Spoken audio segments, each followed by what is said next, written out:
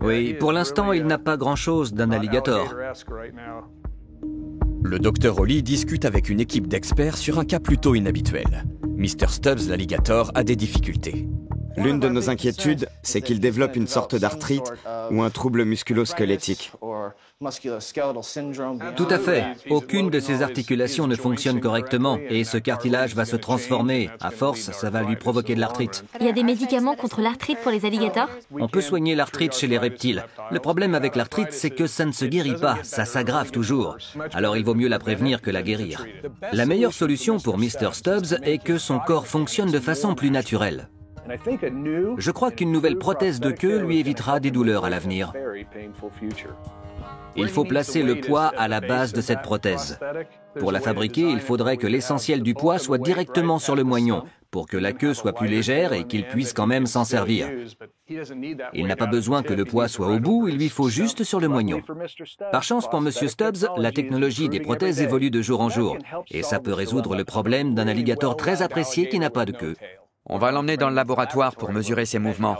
On a un système très avancé de caméra qui peut filmer le mouvement de Mr. Stubbs dans cette pièce.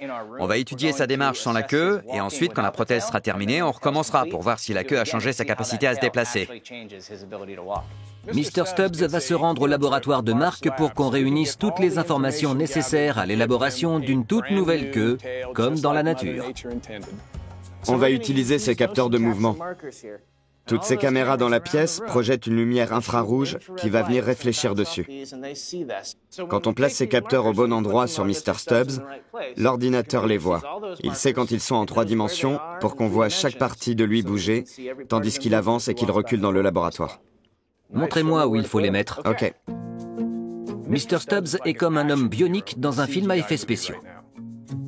Dans ce laboratoire, on peut mesurer précisément les mouvements du corps humain, ou dans le cas qui nous occupe, du corps d'un alligator. On va mettre ces balles réfléchissantes sur tout le corps de Mr. Stubbs et on aura une idée précise de comment il marche. Je crois qu'il est prêt. Voyons voir, c'est intéressant. Quand il bouge, l'ordinateur observe son mouvement en temps réel. Je vois tous les capteurs. C'est génial. Il fait un mouvement de balancier. Il doit élancer ses pattes arrière pour pouvoir marcher. Il se plie pratiquement en deux pour ne pas basculer. Nos yeux nous montrent tout, mais l'ordinateur peut nous apprendre encore plus. Ces informations détaillées renseignent l'équipe chargée de la prothèse pour qu'ils puissent concevoir la queue parfaite pour Mr. Stubbs. Une imprimante 3D créera un moule qu'ils utiliseront pour fabriquer la prothèse. C'est un alligator bionique. Grâce à nous, Mr. Stubbs va être plus gros, plus fort et plus rapide, comme l'homme bionique. Bravo, Mr. Stubbs.